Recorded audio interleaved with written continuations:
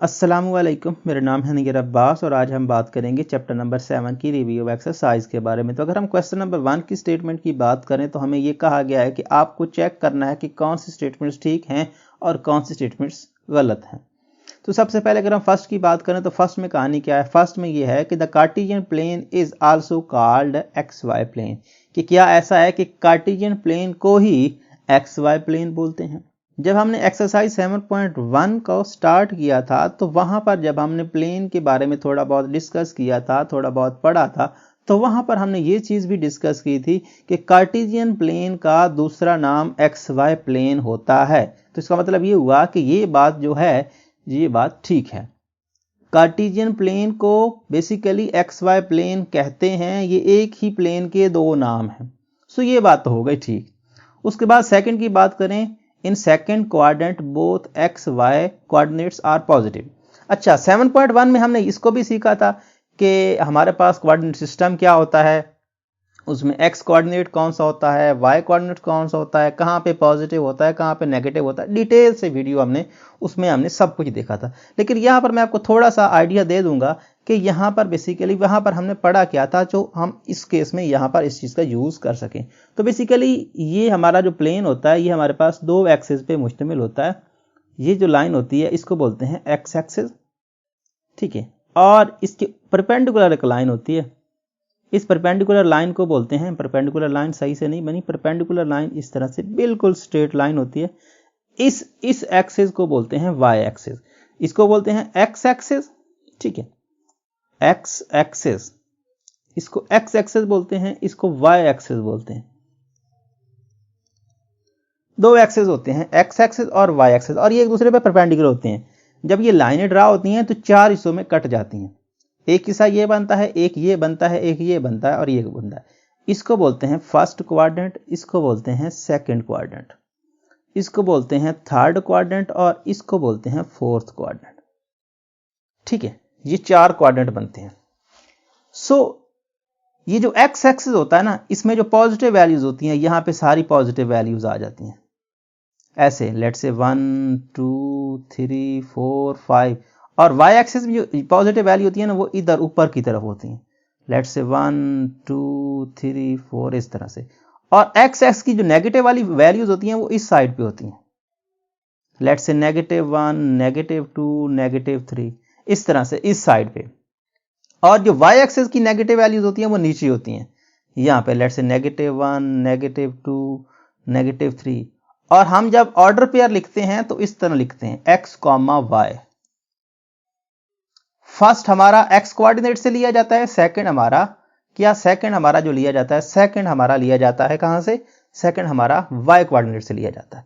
तो यहां पर देखें तो ये जो x के एलिमेंट है ये पॉजिटिव है, y के एलिमेंट भी पॉजिटिव है, तो यहां पर x भी पॉजिटिव होता है, y भी पॉजिटिव होता है। जब हम सेकंड में जानते हैं तो सेकंड में y तो पॉजिटिव है लेकिन x नेगेटिव हो जाता है, y आपका पॉजिटिव ही रहता है लेकिन x जो होता है वो नेगेटिव हो जाता है। जब हम थर्ड में जाते हैं तो ये x एक्सिस भी नेगेटिव और y एक्सिस भी नेगेटिव, तो ये दोनों नेगेटिव हो जाते हैं, x भी नेगेटिव और y भी नेगेटिव। जब हम फोर्थ में आते हैं तो x तो पॉजिटिव होता है, y नेगेटिव होता है, तो x is greater than 0 and y is less than 0। ये कहानी हमने डिटेल से की थी, ठीक है। सो ये कहानी होती है, सारे पार्ट्स हमारे इसी से हो जाएंगी। अच्छा, हमने कर लिया फर्स्ट क्वाड्रेंट में एक्स वाई पॉजिटिव, सेकंड में एक्स नेगेटिव लेकिन वाई पॉजिटिव, थर्ड में दोनों नेगेटिव, फोर्थ में एक्स तो पॉजिटिव लेकिन वाई नेगेटिव। अपोजिट होती है ना, यहां पर दोनों पॉजिटिव, यहां पर दोनों नेगेटिव, यहां पर x positive x negative y positive, यहां पर क्या वाई नेगेटिव एक्स पॉजिटिव, एक दूसरे के आप समझ सकते हो अपोजिट होते हैं, ठीक है। अब वो हमसे ये कह रहा है कि सेकंड क्वाड्रेंट में एक्स और वाई के कोऑर्डिनेट दोनों पॉजिटिव होते हैं। नहीं भाई, दोनों पॉजिटिव नहीं होते, दोनों तो फर्स्ट में होते हैं, दोनों यहां पर पॉजिटिव नहीं होते हैं, एक पॉजिटिव होता है एक नेगेटिव होता है। तो इसका मतलब ये होगा कि ये स्टेटमेंट उसने फॉल्स स्टेटमेंट दी है, ये स्टेटमेंट ठीक नहीं है। अगर वो फर्स्ट क्वाड्रेंट में दोनों को पॉजिटिव की बात करता तो फिर तो हम मान लेते। अच्छा, उसके बाद उसने एक एक्स पॉजिटिव दिया, वाई नेगेटिव दिया, एक्स पॉजिटिव वाई नेगेटिव, कहां पे खड़ा है, एक्स पॉजिटिव वाई नेगेटिव, तो इस क्वाड्रेंट में ये पॉइंट आएगा, ये पॉइंट जो उसने दिया है। तो वो कह रहा है कि लाई कर रहा है फर्स्ट क्वाड्रेंट में, तो फर्स्ट क्वाड्रेंट में तो दोनों पॉजिटिव होते हैं, तो इस पर फिर उसने स्टेटमेंट गलत दी है। अब फिर वो कह रहा है कि -3 और -4 किस में लाई करेंगे, तो दोनों नेगेटिव हैं, तो दोनों नेगेटिव इसमें लाई करने चाहिए, थर्ड में, तो वो क्या कह रहा है, फोर्थ में, तो इस बार फिर गलत है। तो ये तीनों स्टेटमेंट्स गलत हैं, एक ही स्टेटमेंट आपकी ठीक है, पहली कि कार्टेशियन प्लेन को ही XY प्लेन कहते हैं। सो इस तरह से ये पार्ट हमारा कवर होता है। अब अगर हम नेक्स्ट की बात करें तो नेक्स्ट में कहानी कोई ज्यादा मुश्किल नहीं है। आपके सामने है क्वेश्चन नंबर 2। क्या कह रहा है, आपको टिक करना है कि कौन सी स्टेटमेंट ठीक है कौन सी गलत है, मतलब चारों में से एक को ठीक करना है। आप तो पिछले से ऑप्शन थोड़ा सा आपको मुश्किल प्रोसेस मिला है, पीछे आपने सिर्फ बताना था गलत है कि सही है, यहां पर आपको चारों में से कोई एक ठीक करना है। अच्छा देखें, दोनों नेगेटिव, तो हमने अभी बात की कि भाई दोनों नेगेटिव थर्ड क्वाड्रेंट में होते हैं, तो दोनों नेगेटिव थर्ड क्वाड्रेंट में होते हैं, ठीक है। तो उसके बाद क्या है, 2 coordinates axis intersect at an angle of. अच्छा, हमने अभी बात की कि जो आपके दो एक्सिस होते हैं, एक्स एक्सिस और वाई एक्सिस, ये एक दूसरे को इंटरसेक्ट करते हैं परपेंडिकुलरली, मतलब परपेंडिकुलर, नॉर्मली परपेंडिकुलर, यहां पे मैंने आपको बताया भी, ये परपेंडिकुलर होते हैं, सीधी लाइन, एक दूसरे पे सीधी लाइनें होती हैं, कोई फर्क नहीं होता। तो परपेंडिकुलर मतलब होता है एग्जैक्टली 90 का एंगल बनाती हैं ये, ठीक है ना।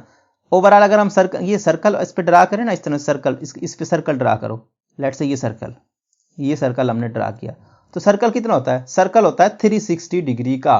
तो मतलब ये हुआ कि अगर हम कंप्लीट चक्कर मुकम्मल करेंगे तो 360 बनेगा। सो 360 पे 4 को डिवाइड कर दो, ये 4 पार्ट है ना, 1 2 3 4, 360 पे आप 4 को डिवाइड कर दो, तो 4 को डिवाइड करोगे तो यहां पर 90 आएगा। आपके हर क्वाड्रेंट का एक दूसरे पे जब इंटरसेक्ट करते हैं तो 90 का एंगल बनाते हैं, तो जहां पे 90 खड़ा है वो आप टिक कर दो, तो इस केस में आपका जो रिजल्ट है वो आएगा 90 का। तो एक्सिस जो हैं बेसिकली दो एक्सिस, एक्स एक्सिस और वाई एक्सिस, जब एक दूसरे को इंटरसेक्ट करते हैं, एक दूसरे को क्रॉस करते हैं, काटते हैं, तो उस केस में जो एंगल बनता है वो 90 का होता है। और ये चारों 90 के होते हैं, ये भी 90 का, ये भी 90 का, फर्स्ट भी 90 का, सेकंड भी 90 का, थर्ड भी 90 का, फोर्थ भी 90, सारे 90 के होते हैं। सारे 90 मिलाते हैं तो 360 बनता है एक सर्कल, सर्कल 360 का होता है। तो इस तरह से हमने ये पार्ट भी कर लिया। अब नेक्स्ट में क्या है, नेक्स्ट में है कि ये जो लाइन है इस पैरेलल टू, कि लाइन जो है वो किसके पैरेलल होगी, तो यहां पर देखें, हमने y which is equal to 4 के लिए हमने ये क्वेश्चन जब किए तो हमने कहा कि भाई जब हमारे पास ऐसा होता है कि हम देखते हैं कि हमारे पास जो इक्वेशन है उस इक्वेशन में सिर्फ एक वेरिएबल आ रहा है, दूसरा नहीं आ रहा, मतलब सिंगल वेरिएबल है, दूसरा वेरिएबल नहीं है, तो हम क्या कहते हैं कि दूसरा चाहे कुछ भी ले लें, ये हमें 4 के अलावा कुछ नहीं मिलेगा। मतलब ये हुआ कि x तो चेंज होता रहेगा लेकिन y चेंज नहीं होगा, y 4 का 4 रहेगा। तो यही अगर हम इसी को फिर से अपना जो बनाने की कोशिश करें, जो हमने ग्राफ बनाया कि ये हमारा ऐसे है और ये हमारा ऐसे है, y की वैल्यूज पॉजिटिव, यहाँ 1, यहाँ 2, यहाँ 3 और यहाँ 4, लेट्स से इक्वल डिस्टेंस लेना है, मैंने इक्वल नहीं दिया लेकिन आप इक्वल समझ सकते हो, इक्वल डिस्टेंस देना। इक्वल डिस्टेंस के बाद x हम कुछ भी ले लें, x1 ले लें तब भी 4, x2 ले लें तब भी 4, x3 ले लें तब भी 4, -1 ले लें तब भी 4, -2 ले लें तब भी 4, x कुछ ले लें 4 मिलेगा। तो इन सबको मिला दो, तो इस तरह की लाइन हमारा ग्राफ बनेगी x इज इक्वल टू 4 के लिए, sorry y which is equal to 4 के लिए। तो y which is equal to 4 के लिए इस तरह की लाइन, तो देखें क्या ये x एक्सिस के पैरेलल है या y एक्सिस के पैरेलल, मतलब ये हुआ कि सेम डायरेक्शन में एक जैसी। सो देखेंगे x एक्सिस से पैरेलल है, ये x एक्सिस होता है, और ये y which is equal to 4 वाली जो लाइन बनी है, जो इसका ग्राफ बना है, वो किसके पैरेलल है, x एक्सिस के पैरेलल। तो इस केस में आपका जो रिजल्ट आएगा वो आएगा x एक्सिस के पैरेलल, ठीक है ना। तो y which is equal to 4 is parallel to x axis, so ये रिजल्ट आएगा। अब वो कह रहा है कि x which is equal to -5। So x की वैल्यू नेगेटिव कहां पे होती है, इस साइड पे। यहां पर हमने देखा ना, ये हमारा ग्राफ होता है, यहां पर x की वैल्यू पॉजिटिव और इधर x की वैल्यू नेगेटिव, 1 2 3 4 5, x -5 यहां पे होगा, लेट से, ठीक है ना। x -5, y मिसिंग है, तो y आप कुछ भी ले लो, 1 ले लो, 2 ले लो, 3 ले लो, 4 ले लो, 5 ले लो, कुछ भी ले लो, -1 ले लो, -2 ले लो, -3 ले लो, ठीक है ना, कुछ भी ले लो, y जो मर्जी ले लो, लेकिन आपको x यही मिलेगा। सो अगर x यही मिलेगा तो इसको इन पॉइंट्स को ज्वाइन कर दो, सो ये वाली लाइन बनेगी, इसका ये बनेगी x which is equal to -5। So x which is equal to -5 का इसका ग्राफ ये बनेगा। तो अगर ये ग्राफ बनेगा तो ये किसके पैरेलल है? ये पैरेलल टू y एक्सिस है, तो इसका जो रिजल्ट आएगा वो पैरेलल टू y एक्सिस होगा। सो इस केस में parallel to y axis, x which is equal to जो भी आएगा कोई कांस्टेंट वो हमेशा से यही होगा, वो पैरेलल टू y एक्सिस होगा। और जब y which is equal to some constant होगा, चाहे कुछ भी हो जाए ऐसा फर्क नहीं पड़ता, तो वो जो लाइन बनेगी वो लाइन किसके एक पैरेलल होगी? y वाली लाइन जो होगी, y which is equal to 4 वाली लाइन x एक्सिस के पैरेलल, और x which is equal to some constant, तो उस केस में वो y के पैरेलल होगी। तो ये केस रहेगा हमेशा से, चाहे पॉइंट कुछ भी आ जाए। अब हम नेक्स्ट की बात करते हैं। तो नेक्स्ट में कहानी कुछ यूं है। यहां पर देखें क्या हो रहा है। यहां पर आपको कह रहे हैं कि भाई लाइन जो है x which is equal to -5, वो x एक्सिस पे कौन सा पॉइंट होगा? x एक्सिस पे x एक्सिस पे क्या होता है? हम ये बात भी काफी बार कर चुके हैं कि x एक्सिस पे y 0 होता है, y एक्सिस पे x 0 होता है।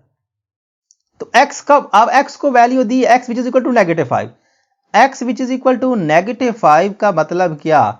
x which is equal to -5 का मतलब ये y कुछ ले लो, कुछ भी ले लो, आपको x -5 के अलावा कुछ नहीं मिलेगा। ठीक है। अब ये बात कि हमसे वो पूछ क्या रहा है? वो हमसे पूछ रहा है कि भाई x एक्सिस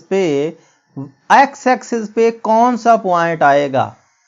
x एक्सिस पे y 0 होता है, तो जहां पर आपका -5 और y 0 वाला पॉइंट है, वो पॉइंट आपका बेसिकली x एक्सिस पे होगा।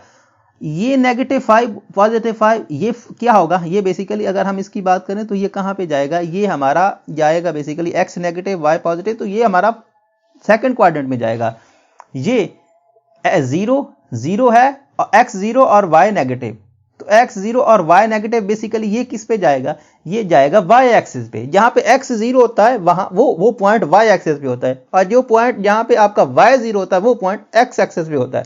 तो हमारा y 0 है, इसी हमारा y 0 होगा क्योंकि वो हमसे पूछ रहा है कि हमें x एक्सिस वाला पॉइंट इस लाइन का बताओ, तो वो होगा -5 और 0। -5 तो चेंज नहीं होगा किसी भी सूरत में, वो तो -5 रहेगा पॉइंट, चाहे कुछ भी ले लो। लेकिन y हम क्या लेंगे? y हम 0 लेंगे क्योंकि वो हमसे पूछ रहा है x एक्सिस पे, तो x एक्सिस पे y 0 होता है, तो इस केस में आपका रिजल्ट ये आएगा। ठीक है। उसके बाद ये कह रहा है कि solution set of this equation. So equation बना लो, सोल्यूशन सेट देख लेते हैं कि क्या कहानी बनती है। तो x which is equal to 2, तो x which is equal to 2 और y which is equal to 5। So x कुछ ले लो, y आपको 5 मिलेगा। सॉरी, दोनों वैल्यूज x की हैं, सॉरी मैं बोल रहा था। x which is equal to 2, x which is equal to 2 का मतलब क्या है? y मिसिंग है, तो आपको x 2 ही मिलेगा चाहे y कुछ ले लो। x लेट से 1 यहां पे, लेट से 2 यहां पे, तो 2।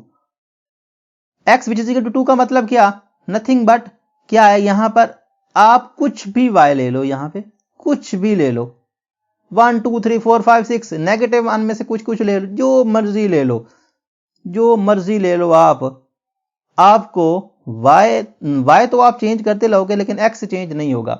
अब 5 कहां पे होता है? 3 4 5 यहां पे होता है, तो 5 यहां पे होता है, तो इसका मतलब क्या है? इसका मतलब ये है कि आप भाई y कुछ ले लो, x आपको 5 के अलावा कुछ नहीं मिलेगा। ये इक्वेशन आपको ये बताती है।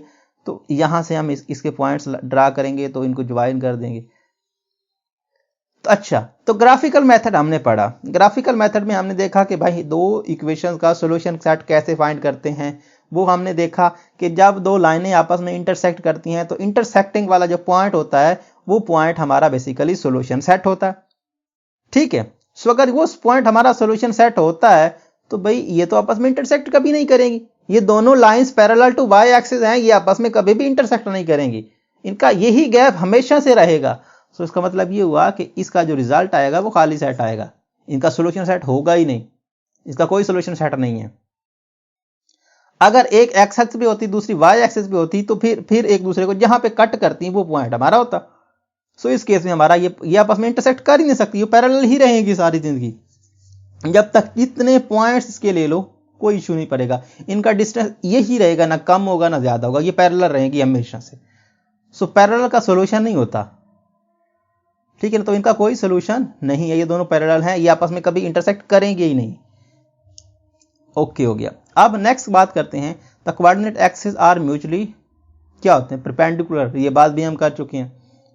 ये वही तो पिछले वाली बरूजी फिर से हमसे पूछ रही है कि म्यूचुअली परपेंडिकुलर का मतलब, परपेंडिकुलर एक्सिस क्या होते हैं, 90 के एंगल बनाते हैं, 90 के एंगल को परपेंडिकुलर बोलते हैं, तो म्यूचुअली परपेंडिकुलर होते हैं। तो कोऑर्डिनेट एक्सिस बेसिकली क्या होते हैं, म्यूचुअली परपेंडिकुलर मतलब 90 के एंगल बनाते हैं। ये इंटरसेक्टिंग 45 और 30 और पैरेलल भी नहीं होते, पैरेलल होते तो फिर परपेंडिकुलर, फिर कैसे कहानी बनेगी, फिर हमारे कोऑर्डिनेट्स नहीं बनेंगे। सो ये परपेंडिकुलर होते हैं, तो इस केस में आपका रिजल्ट आएगा परपेंडिकुलर। तो इस तरह से ये एक्सरसाइज आपकी एंड होती है। उम्मीद करता हूँ ये वीडियो आपको पसंद आएगा। अगर आपको ये वीडियो पसंद आता है तो इस वीडियो को अपने दोस्तों के सामने, क्लास वालों के साथ ज़रूर शेयर करें। Thanks for watching. अल्लाह हाफिज़।